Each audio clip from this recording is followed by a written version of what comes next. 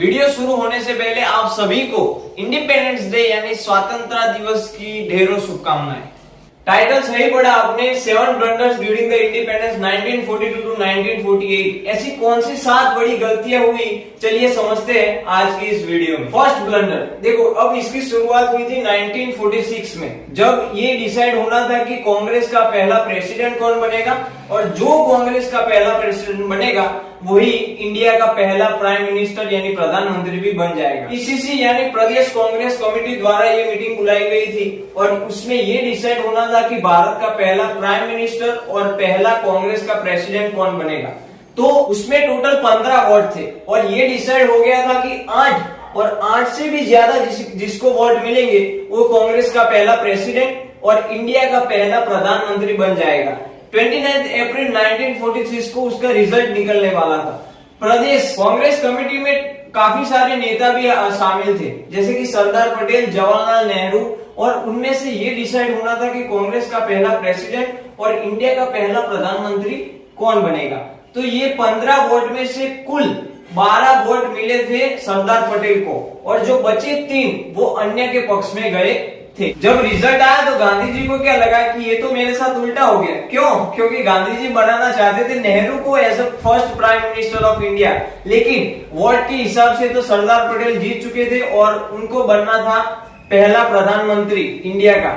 लेकिन ऐसा नहीं हुआ। रिजल्ट के बाद जब इंक्वायरी हुई तो गांधी ने कहा कि सरदार पटेल को कि अपना नाम वापस ले ले, और सरदार पटेल ने खुशी खुशी अपना नाम वापस ले लिया। क्यों? क्योंकि गांधी जी को वो गुरु मानते थे, महात्मा मानते थे, इसीलिए सरदार पटेल ने अपना नाम वापस ले लिया और नेहरू को मिल गया फ्री रोड और इसी तरह से नेहरू बने पहले प्रधानमंत्री। देखो अब कैसे जवाहरलाल नेहरू बने पहले प्रधानमंत्री भारत के और पहले प्रेसिडेंट कांग्रेस के विदाउट इलेक्शन, आपको पता चल ही गया होगा। ये नेहरू कैसे बने और क्यों बने, ये सिर्फ महात्मा गांधी और जवाहरलाल नेहरू ही जानते हैं। Major blunder second, giving away to the 55 crore to the Pakistan. Pakistan आ गया, अब मजा आएगा वीडियो में। देखो जब पार्टीशन हुआ, बंटवारा हुआ दोनों देश का, तब पाकिस्तान के हमारे पास थे पूरे 75 करोड़, लेकिन जब बंटवारे के समय उनको दे दिया था पूरे 20 करोड़। अब बचे थे 55 करोड़ जो कि हमको उनको लौटाने थे। जब जनवरी 1948 में कैबिनेट की मीटिंग हुई तब सरदार पटेल ने यह प्रस्ताव रखा कि जो पाकिस्तान के 55 करोड़ बचे हुए हैं, राइट, जो हम उनको दे देंगे तो वो पाकिस्तान अपने कश्मीर में आतंकवाद ज्यादा फैलाएगा और बाद में हमको वो तंग करेगा। इसीलिए सरदार पटेल ने कहा कि हम जो 55 करोड़ है, राइट, वो हम अभी उनको देंगे नहीं। अब इंडिया के पहले गवर्नर जनरल लॉर्ड माउंटबेटन का भी ये मानना था कि पाकिस्तान के जो हमारे पास 55 करोड़ रुपए हैं, राइट, वो हमको उनको वापस कर देने चाहिए। लेकिन सरदार पटेल इनके साफ खिलाफ थे।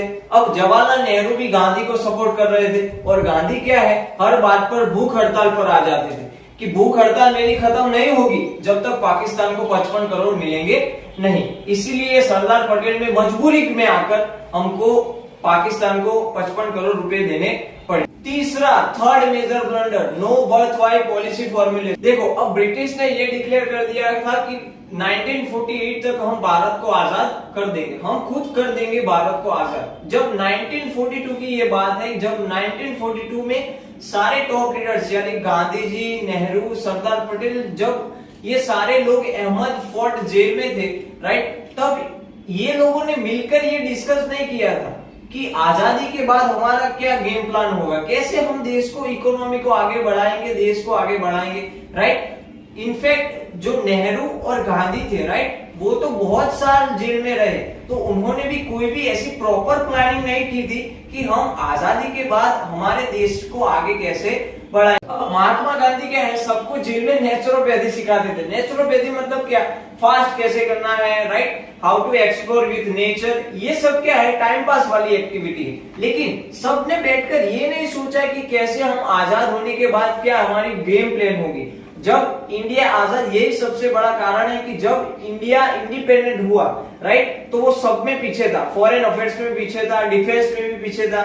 इसकी वजह से ही इंडिया उस टाइम पर ज्यादा ग्रोथ हो पाई नहीं। Fourth major blunder, independent India dependent upon the British. देखो मैं ये क्यों कह रहा हूँ, आपको ये समझने वाली बात है देखो ये अब भगवान ही जाने कि क्यों इंडिया के पहले गवर्नर जनरल लॉर्ड माउंटबेटन बने, बल्कि वो ब्रिटिश थे, राइट। अब जब पाकिस्तान पार्टीशन हुआ तो उनके पहले गवर्नर जनरल जिन्ना ने खुद को ही बनाया था, राइट। तो नेहरू ने क्यों ऐसा चुना कि एक ब्रिटिशर्स इंडिपेंडेंट इंडिया के पहले गवर्नर जनरल बने। देखो अब जिन्ना जो पाकिस्तान को मैनेज कर सकता है ऐसा गवर्नर जनरल, तो नेहरू ने ऐसा क्यों किया, राइट। यहाँ पे क्या है, नेहरू की मुझे थोड़ी लीडरशिप में कमजोरी नजर दिखाई दी। देखो मेरा मानना है कि लीडर वो नहीं जो दूसरों से काम करवाए, लीडर वो है जो दूसरों से भी ज्यादा काम करे। तो यहाँ पे क्या है, नेहरू हमेशा क्या है, दूसरों की छत्र छाया में रहते थे। जब तक गांधी थे तब तक गांधी गांधी, जब गांधी चले गए तब माउंटबेटन को उन्होंने गवर्नर जनरल बना दी। Fifth major blunder, Nehru shocking decision in the Jammu Kashmir. देखो दोस्तों ये बात है 1947 नवंबर में, जब मीरपुर करके एक सिटी थी जम्मू कश्मीर में, राइट। जब पाकिस्तान को पता चला तो पाकिस्तान को क्या है, ये मीरपुर सिटी अपने पीओके में शामिल करनी थी। बाय द वे पीओके मतलब पाकिस्तान ऑब्टेन इन कश्मीर, राइट। ये पीओके में पाकिस्तान को शामिल करनी थी मीरपुर सिटी को। अब मीरपुर सिटी में क्या है, बहुत सारे हिंदू रहते थे और बहुत सारे सिख भी रहते थे, लेकिन वो सिटी जम्मू में थी और जम्मू उस टाइम पर इंडिया का स्टेट कहा जाता। जब 24 नवंबर 1947 को नेहरू वहां पर पहुंचे, राइट, तो नेहरू को क्या है, पंडित डोगरा और प्रोफेसर मेजर वहां पर मिले और उन्होंने सारी ये बातचीत बताई कि ये मीरपुर सिटी में आजकल हो क्या रहा है। देखो अब नेहरू ने क्या है, पूरी तरह से ये बात तो सुनी, लेकिन ये बात को क्या है, पूरी तरह से सीरियसली लिया नहीं। बाद में प्रोफेसर ने फिर से उनको रिकॉल किया था कि ये मीरपुर सिटी हमारे हाथ से चली जाएगी, लेकिन नेहरू ने भी उस टाइम पर ज्यादा ध्यान दिया नहीं। अब क्या, चिड़िया चुग गई खेत। अब उस टाइम पर मीरपुर सिटी इंडिया में थी और आज वो मीरपुर सिटी पीओके के अंडर आती है। Sixth major blunder, Junagadh, Patel versus Mountbatten plus Nehru. Junagadh क्या है, गुजरात स्टेट का एक बहुत मशहूर सिटी था उस टाइम पर, और वहां पर रूल था नवाब सर महाबत खान का। और महाबत खान जो नवाब थे, राइट, वो जुड़ना चाहते थे पाकिस्तान से। क्यों? क्योंकि उनके जो पिता थे, राइट, वो थे जिन्ना के बहुत क्लोजली फ्रेंड थे, इसीलिए वो पाकिस्तान से जुड़ना चाहते थे। और वहां पे क्या है, 80% से भी ज्यादा पॉपुलेशन थी हिंदू की। अब माउंटबेटन ने क्या है, ये डिक्लेयर कर दिया था कि जूनागढ़ पाकिस्तान के साथ जुड़ जाएगा, लेकिन माउंटबेटन को क्या है, ये भी देखना था कि इंडिया कोई आर्म फोर्स यानी आर्मी का यूज ना करे जूनागढ़ को वापस लाने में। अब उन्होंने क्या है, नेहरू को तो समझा दिया था और नेहरू समझ भी गए थे। क्यों? क्योंकि उनको तो वो क्या है, भगवान मानते थे ना लॉर्ड माउंटबेटन को। लेकिन एक ही आदमी था जो जूनागढ़ को इंडिया में वापस ला सकता है, वो है सरदार पटेल। अब सरदार पटेल ने क्या कहा कि मैं अब क्या है, चुप बैठने वाला नहीं हूँ, मैं जूनागढ़ को वापस लेके ही रहूंगा। अब नेहरू ने सरदार पटेल को यह समझाया कि हमें क्या है, नॉन वायलेंस से चलना है, किसी के साथ मारा मारी करनी नहीं है, पाकिस्तान से क्यों पंगा लेना है, अगर वो जूनागढ़ लेना चाहते तो वो ले जाए, क्यों हमको दखल अंदाजी करनी है। अब सरदार पटेल को आ गया गुस्सा और उन्होंने ये बाद में सोचा कि नेहरू और माउंटबेटन को दोनों को पता ना चले, ऐसा कुछ मेरे को करना पड़ेगा। अब काठियावाड़ डिफेंस फोर्स ने क्या किया कि जो जूनागढ़ की दो मेन सिटी थी, राइट, बाबरियावाड़ और मैंगलोर पर जाके कब्जा कर लिया और 9 नवंबर 1947 को जूनागढ़ में हमारी आर्मी घुसकर जूनागढ़ को अपने कब्जे में ले लिया। और इसी बात से नवाब जो था, राइट, वहां का फिर वो पाकिस्तान चला गया और जूनागढ़ हमारे हिस्से में आ गया। अब हम क्या है कि नॉन वायलेंस और दूसरों के भरोसे पर बैठे होते तो आज जूनागढ़ भी हमारे साथ नहीं होता और वो पाकिस्तान में इंक्लूड हो गया होता। Seventh major blunder, last one, would have been Pakistan to the story of Hyderabad. देखो अब जूनागढ़ की स्टोरी खत्म ही हुई थी और हैदराबाद में पंगे शुरू हो गए थे। उस टाइम पर हैदराबाद में रूल था निजाम का और वो निजाम चाहते थे कि हम पाकिस्तान से भी नहीं जुड़ेंगे और इंडिया के साथ भी जुड़ेंगे नहीं, हम अपना क्या है अलग से ही देखेंगे। अब 3 जून 1947 को माउंटबेटन ने पार्टीशन का प्लान डिक्लेयर किया था कि कैसे दोनों देश का बंटवारा होगा। तभी उसी का जवाब देते हुए 12 जून 1947 को निजाम ने ये डिक्लेयर कर दिया कि हम ना ही किसी के साथ जुड़ेंगे।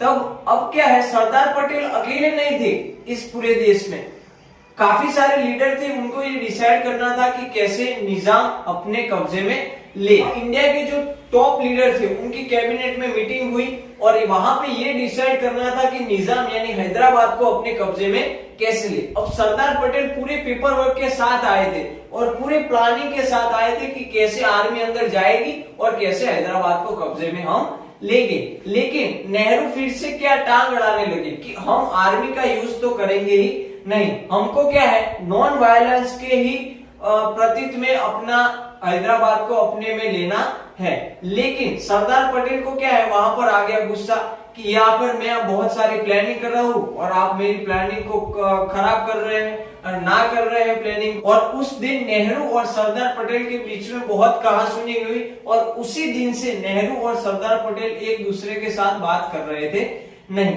काफी सारे लोगों ने सरदार पटेल का साथ दिया था इस बात में, लेकिन नेहरू अपनी बात पर अड़े रहे कि हम आर्मी का यूज करेंगे नहीं। और 9 सितंबर 1948 को सरदार पटेल ने क्या किया, अपनी आर्मी भेज दी और हैदराबाद को अपने कब्जे में कर लिया। और पूरी 4 दिन मतलब 108 घंटे तक करीब करीब लड़ाई चली थी और 4 दिन के बाद हैदराबाद के आर्मी ने घुटने टेक दिए थे और हमारी आर्मी ने हैदराबाद पर कब्जा कर लिया। और ये जो पूरा ऑपरेशन था राइट, वो हुआ था JN चौधरी के अंदर और ये ऑपरेशन का नाम दिया गया था ऑपरेशन पोलो। और इसी वजह से हैदराबाद आज हमारे कब्जे में आ गया था। आज के इस वीडियो में इतना ही। अगर आज की वीडियो आपको इंफॉर्मेटिव लगे हो, अगर आप ये चाहते हैं इसका पार्ट 2 बने, देखो ये तो क्या है हमारे देश के जो प्रॉब्लम थे वो है राइट। बॉर्डर इश्यू कैसे हुए थे right, India Sri Lanka border issue था, फिर इंडिया चाइना तिब्बत कैसे हुआ, UN में बहुत सारे प्रॉब्लम हो रहे थे।